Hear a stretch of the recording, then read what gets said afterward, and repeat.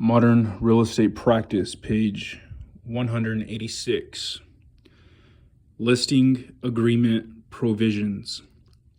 Regardless of which type of listing agreement is used, the same considerations arise in most real estate transactions.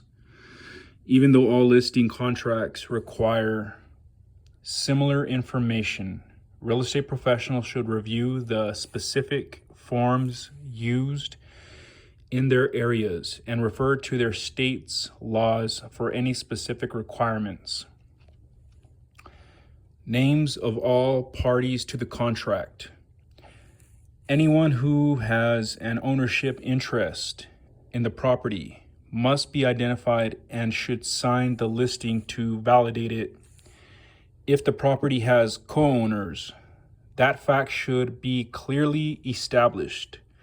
If one or more of the co-owners is married, the spouse's consent and signature on the contract to release any martial rights is required in most states. If the property is in the possession of a tenant, that should be disclosed along with the terms of the tenancy. And instructions should be included on how the property is to be shown to prospective buyers. Brokerage firm.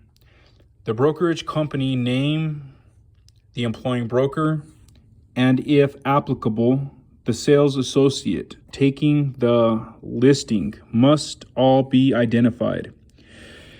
Even though the sales associate only acts on behalf of the broker and is not a party to the agreement.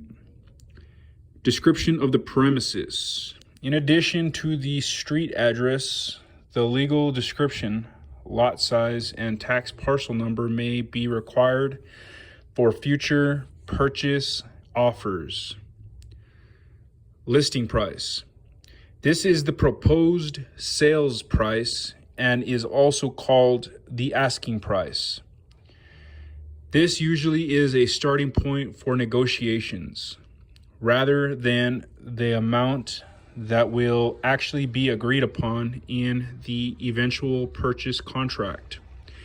What the seller will receive is the actual sales price, although the seller's proceeds usually will be reduced by unpaid real estate taxes, special assessments, mortgage debts, seller closing costs, brokerage fee, and any other outstanding obligations.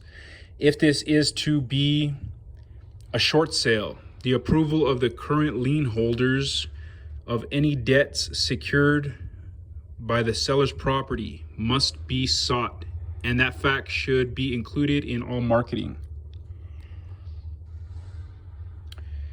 Broker's authority and responsibilities. The contract should specify whether the broker may place a sign on the property and advertise. It should address when the property can be shown, allowing reasonable notice to the seller.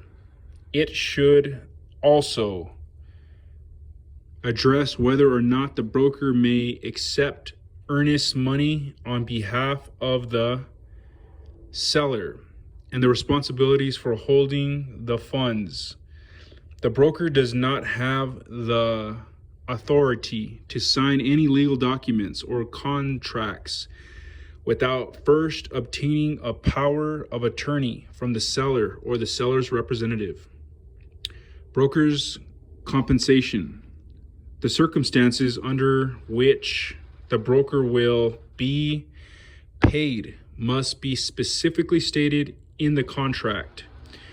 The broker's compensation could be a percentage of the sales price, commission, or a flat rate, and it is usually paid at closing directly by the seller or the party handling the closing.